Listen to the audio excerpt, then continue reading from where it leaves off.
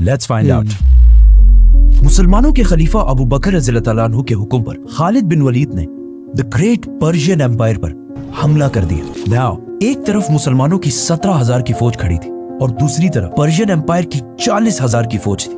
Persian general सामने आया और खालिद बिन वलीद को चैलेंज किया, लेकिन मुसलमानों की फौज से एक आम सिपाही ने जाकर उसे खत्म कर दिया अगेन, जिसकी वजह से पहली बार खालिद बिन वलीद ने मजबूरन मुसलमानों को जंग से पीछे हटने का हुक्म दिया। पर्शियन फौज मुसलमानों के पीछे इतनी तेजी से आई कि इनके फौज के दो लाइन्स एक दूसरे से बहुत दूर हो गई और इसी टाइम का खालिद बिन वलीद इंतजार कर रहे।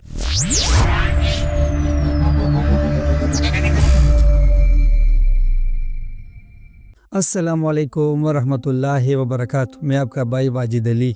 आज जिस वीडियो पे हम रिएक्शन देने वाले हैं मेरे दोस्तों, बहुत खास और अहम मौजू पर आज हमारी बात है और उस शख्स के बारे में मेरे दोस्तों ये वीडियो है जिसको तारीख ने मेरे दोस्तों सैफुल्लाह का लक़ब दिया, अल्लाह का तलवार। ये टाइटल इसको क्यों मिला है और इसका वजह क्या है, तो इसके बारे में मेरे दोस्तों ये वीडियो है। ऐसी तारीखी बात मेरे दोस्तों याद रखना चाहिए और इस अपने इस्लाम की हर चीज़ से अपने आप को वाकिफ़ करना चाहिए कि हमारी तारीख क्या है और दीन के लिए लोगों ने कितनी मुशक्क़त उठाई है। तो वीडियो शुरू करने से पहले आपकी खिदमत में दरख्वास्त है, जो हमारे चैनल पर नए हो तो चैनल को सब्सक्राइब करना ना भूले। तो वीडियो को शुरू करते हैं, वीडियो लास्ट तक देखिए, फिर उसके बाद इसके ऊपर हम रिएक्शन देंगे। खालिद बिन वलीद को दुनिया का सबसे ग्रेटेस्ट जनरल समझा जाता है। नेपोलियन, अलेक्जेंडर द ग्रेट और जूलियस सीजर जिंदगी में कभी ना कोई जंग जरूर हार चुके हैं, लेकिन खालिद बिन वलीद दुनिया के वाहिद जनरल जो अपनी पूरी जिंदगी में कोई भी जंग नहीं हारा। और ये सिर्फ मुसलमान नहीं बल्कि पूरी दुनिया मानती है। और जंग के दौरान खालिद बिन वलीद की स्ट्रेटजीज और प्लानिंग को आज भी ऑक्सफोर्ड और हार्वर्ड जैसी यूनिवर्सिटीज में पढ़ाया जाता है। लेकिन खालिद बिन वलीद के जंगों में आखिर ऐसी क्या खास बात कि आज 1400 साल बाद भी पूरी दुनिया उन्हें याद करती। Let's find out. मुसलमानों के खलीफा अबू बकर रज़ियल्लाहु तआला अन्हु के हुक्म पर खालिद बिन वलीद ने द ग्रेट पर्शियन एम्पायर पर हमला कर दिया और सिर्फ 18,000 मुसलमानों के साथ 40,000 की पर्शियन फौज को बहुत आसानी से क्रश कर दिया। इस जीत के बाद मुसलमान पहली दफा अरब से बाहर निकलकर एक ग्लोबल पावर बनने की तरफ जाने लगे, क्योंकि अब मुसलमानों ने अरब से बाहर पर्शियन एम्पायर के बहुत इंपॉर्टेंट प्रोविंस कुवैत को फतह कर लिया था। जैसे ही ईरान के बादशाह को पता चला कि मुसलमानों ने उनकी फौज को बहुत आसानी से हरा दिया है, तो उन्होंने एक नई 40,000 की फौज खालिद बिन वलीद की तरफ रवाना की। लेकिन खालिद बिन वलीद ने कुवैत फतह करते ही डायरेक्टली अपने स्पाइस जासूसों को पूरे इलाके में फैला दिया था, ताकि हर खतरे का उन्हें पहले से पता चल जाए। ये स्पाइस हर तरफ फैल गए और बहुत दूर जाकर उन्होंने देखा कि पर्शियन एम्पायर की 40,000 की फौज बहुत तेजी से मुसलमानों की तरफ बढ़ रही है। तो खालिद बिन वलीद अपनी सारी फौज लेकर उसी फौज की तरफ कुवैत से बाहर उबुल्ला की तरफ जाने लगे। उबुल्ला कुवैत से बाहर एक इलाके में है जिसे आज के जमाने में इराक कहा जाता है। नाउ एक तरफ मुसलमानों की 17,000 की फौज खड़ी थी और दूसरी तरफ पर्शियन एम्पायर की 40,000 की फौज थी। पर्शियन जनरल सामने आया और खालिद बिन वलीद को चैलेंज किया, लेकिन मुसलमानों की फौज से एक आम सिपाही ने जाकर उसे खत्म कर दिया अगेन। एक बार फिर पर्शिया की फौज का जनरल जंग से पहले ही मारा गया, जिसके बाद दोनों फौजों ने एक दूसरे पर फुल फ्लेज हमला कर दिया और बहुत सख्त जंग शुरू हुई। लेकिन पर्शियन फौज बहुत ज्यादा होने की वजह से आहिस्ता आहिस्ता बहुत सारे मुसलमान शहीद होने लगे, जिसकी वजह से पहली बार खालिद बिन वलीद ने मजबूरन मुसलमानों को जंग से पीछे हटने का हुक्म दिया। और ऐसा लगने लगा कि मुसलमान फाइनली जंग छोड़कर भाग रहे हैं। ये देखकर पर्शियन फौज जीत की खुशी में बहुत तेजी से मुसलमानों का पीछा करने लगी। पर्शियन फौज मुसलमानों के पीछे इतनी तेजी से आई कि इनके फौज के दो लाइन्स एक दूसरे से बहुत दूर हो गए। And if you look closely, मुसलमान बिल्कुल सीधी लाइन में पीछे नहीं आ रहे, बल्कि एक दूसरे से दूर जा रहे हैं।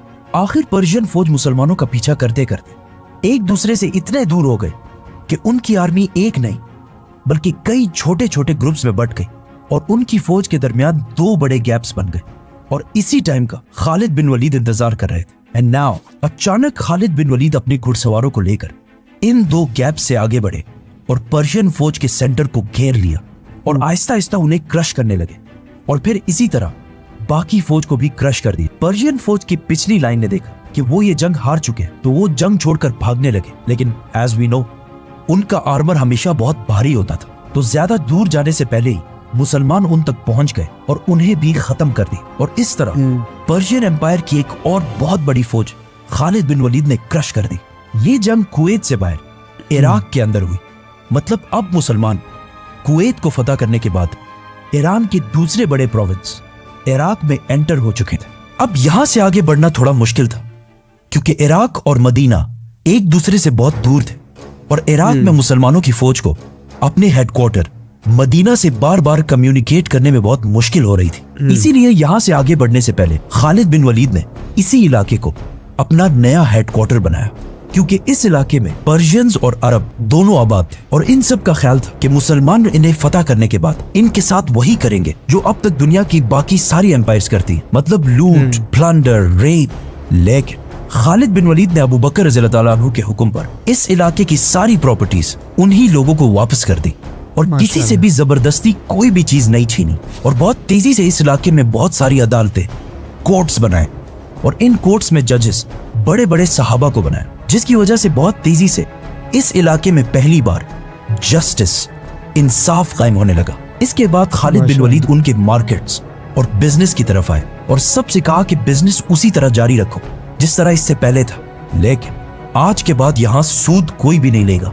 जंग सिर्फ तलवारों से नहीं बल्कि इकोनॉमी से भी लड़ी जाती है। इसीलिए खालिद बिन वलीद ने दोबारा अपनी फौज की इकोनॉमी मजबूत करने के लिए इस इलाके के नॉन मुस्लिम्स पर जिजिया टैक्स लगाया। ये कोई नया टैक्स नहीं था बल्कि इससे पहले इसी इलाके से पर्शियन एम्पायर भी टैक्स लिया करती थी, लेकिन खालिद बिन वलीद ने जो जिजिया टैक्स लगाया वो उस टैक्स से बहुत कम था जो इससे पहले ईरान लिया करता था। ये सब देखकर वहाँ की लोकल आबादी ने सोचा कि ये तो मुसलमान पर्शियन एम्पायर से बहुत अच्छे हैं, इसीलिए बहुत तेजी से इस इलाके के लोग इस्लाम की तरफ आने लगे और खालिद बिन वलीद की फौज में शामिल होने लगे, जिससे मुसलमानों की फौज दोबारा बढ़ने लगी और जिजिया और ज़कात टैक्स की वजह से मुसलमानों की फौज के पास पैसा भी आने लगा। मतलब आजकल लोगों का ख्याल है कि खालिद बिन वलीद सिर्फ जंग ही लड़ सकते थे, हालांकि खालिद बिन वलीद हमेशा जंग के साथ साथ इन इलाकों की जस्टिस और इकोनॉमी को भी इम्प्रूव करते जाते थे। नाउ मुसलमानों ने कुवैत के साथ साथ इराक के साउथ को भी फतह कर लिया था, जो पर्शियन एम्पायर के लिए दूसरा बहुत बड़ा झटका था। जब पर्शियन बादशाह को एक बार फिर खबर मिली कि उनकी एक और फौज मुसलमानों से बुरी तरह हार चुकी है, तो उन्होंने दोबारा अपनी एम्पायर के नॉर्थ और ईस्ट से 2 नई फौजें मुसलमानों की तरफ रवाना की और उन्हें इस जगह वलाजा में एक साथ मिलकर मुसलमानों को खत्म करने का हुक्म दिया। बट पर्शियन बादशाह हर तरफ से फौज जमा कर रहे हैं सिवाय अपने वेस्टर्न बॉर्डर से, क्योंकि ये बॉर्डर रोमन एम्पायर के साथ टकराता था और ईरान के बादशाह को ये टेंशन भी थी कि कहीं रोमन एम्पायर इस सब का फायदा उठाकर पर्शियन एम्पायर पर हमला ना कर दे। लेकिन रोमन एम्पायर ने कभी भी हमला नहीं किया क्योंकि कुछ ही अरसे बाद मुसलमानों ने रोमन एम्पायर पर भी हमला कर दिया, जिसे हम इसी स्टोरी में एक्सप्लेन करेंगे, तो सब्सक्राइब। खालिद बिन वलीद ने जिन इलाकों को फतह किया उनमें से बहुत सारे लोगों ने इस्लाम कबूल कर लिया और अब वो सारे लोग मुसलमानों के लिए स्पाइज और जासूस बन चुके थे, जिसकी वजह से मुसलमानों की इंटेलिजेंस एजेंसी और भी ज्यादा स्ट्रॉन्ग होने लगी क्योंकि ये नए मुसलमान ईरान को अरबों से बहुत ज्यादा अच्छी तरह समझते थे, जिसकी वजह से खालिद बिन वलीद तक ये खबर बहुत तेजी से पहुंची कि 2 बहुत बड़ी फौजें उनकी तरफ तेजी से बढ़ रही हैं और खालिद बिन वलीद को इस बात का पता था कि अगर ये 2 फौजें एक जगह पर यूनाइट हो गई तो इन्हें हराना इम्पॉसिबल हो जाएगा। तो मुसलमानों ने इस सब को रोकने के लिए प्लानिंग शुरू कर दी। मुसलमानों ने देखा कि ये 2 फौजें जिस इलाके से आ रही हैं वो इलाका बहुत ही ग्रीन और पहाड़ी इलाका है और ये लोग डेजर्ट के बिल्कुल भी आदी नहीं है, इसीलिए मुसलमान अगर डेजर्ट की तरफ से जाएंगे तो वो इनमें से एक फौज तक बहुत तेजी से पहुंच सकते हैं। तो खालिद बिन वलीद अपनी फौज लेकर फुल स्पीड इराक के डेजर्ट को क्रॉस करते हुए पहली फौज के पास वलाजा पहुंचे। मुसलमानों और पर्शियंस की पहली फौज वलाजा में आमने सामने हुई। पर्शियन फौज का जनरल ये देखकर हैरान हो गया कि जितना उसे बताया गया था उससे तो मुसलमानों की फौज बहुत ही कम है। मतलब मुसलमानों में ज्यादा पैदल सोल्जर्स है और घोड़े वाले तो बहुत ही कम है, जिसकी वजह से इस फौज में जीतने की काफी होप पैदा हुई। पर्शियन फौज से उनका चैंपियन सामने आया, जिसे उसकी बहुत बड़ी और स्ट्रॉन्ग बॉडी की वजह से पर्शियंस ने फारसी में एक बहुत मशहूर नाम दिया था, हजार मर्द, जिसका उर्दू और हिंदी में मतलब है हजार मर्द। खालिद बिन वलीद उस चैंपियन से लड़ने गए और कुछ ही टाइम में उसे मार दिया, जिसके बाद दोनों फौजें जंग के लिए तैयार हुई। लेकिन काफी टाइम गुजरने के बाद भी ईरान की आर्मी अपनी जगह पर ही खड़ी रही क्योंकि वो ज्यादा से ज्यादा टाइम वेस्ट करना चाहते थे ताकि उनकी दूसरी फौज उनकी मदद के लिए पहुंच सके। लेकिन मुसलमानों का प्लान तो ये था कि उन्हें यूनाइट होने से पहले ही खत्म कर दिया जाए। इसीलिए मुसलमानों की फौज बहुत कम होने के बावजूद खालिद बिन वलीद ने उन्हें हमले का हुक्म दिया।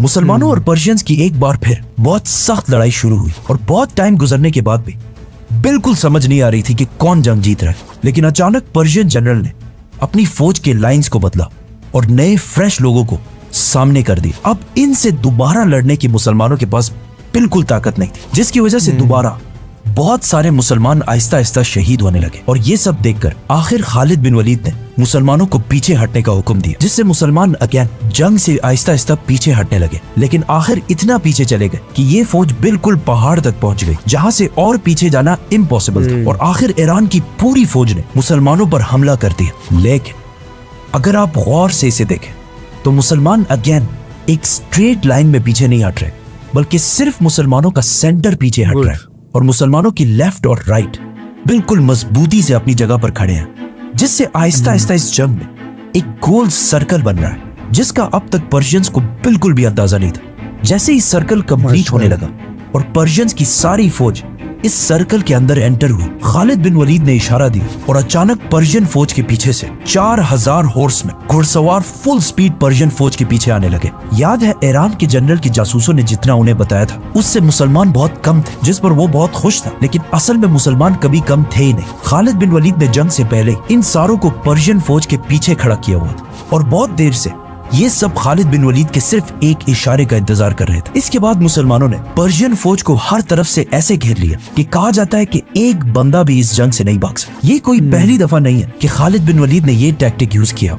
इससे पहले जंग ओहद में इसी तरीके से उन्होंने मुसलमानों को भी हराया था, जिसमें रसूलुल्लाह सल्लल्लाहु अलैहि वसल्लम ने सहाबा को क्लियरली ऑर्डर्स दिए कि इस पहाड़ से नहीं उतरना। लेकिन जीत की खुशी में जब वो पहाड़ से नीचे उतर गए, खालिद बिन वलीद ने पहाड़ के पीछे से हमला कर दिया और पूरे जंग को बिल्कुल बदल दिया।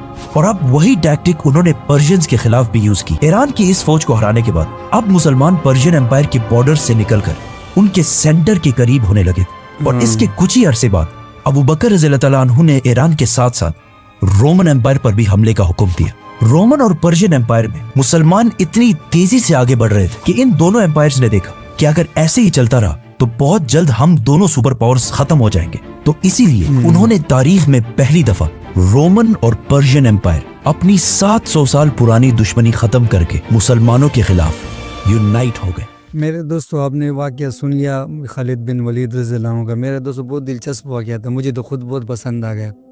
तो ये खालिद बिन वलीद रज़ा मेरे दोस्तों कुर्बानी थी। उसने जितनी जंगी भी लड़ी है मेरे दोस्तों, वो ज़हन से उसने काम लिया। तो इस बहादुरी की वजह से मेरे दोस्तों उसको एक टाइटल मिला था सैफुल्लाह का लक़ब। तो सैफुल्लाह का मकसद ये है कि अल्लाह के तलवारों से एक तलवार है। और इसके बारे में मेरे दोस्तों एक बात मैंने सुनी उलमाओं से, अल्लाह ने इसको सैफुल्लाह का जो लक़ब दिया था तो ये अल्लाह का तलवार था और अल्लाह अपने तलवारों को टूटना नहीं चाहता और ना अल्लाह का तलवार टूटता है। तो इसकी वजह से मेरे दोस्तों ये खालिद बिन वलीद की जो ज़िंदगी थी तो सारों जंगों में गुजर गई कि उसके वजूद पे ऐसा एक जगह भी नहीं था कि उस पर तलवार और नेज़े का निशान नहीं था। दाग उसके सारे जिस्म के ऊपर बने हुए थे और फिर भी मेरे दोस्तों अपने बिस्तर पर अपने घर में उसको मौत आता है। तो वजह इसका यही था कि ये अल्लाह का तलवार था और अल्लाह का तलवार टूटता नहीं है। तो हक़ ताला शानों को सहाबा की इत्तिबा नसीब फरमाए और उसकी तरह मजबूत ईमान अल्लाह जल्ल शानहू को अता फरमाए और उसकी सहाबा की नक्श कदम पर हमको चलने की तौफीक अता फरमाए।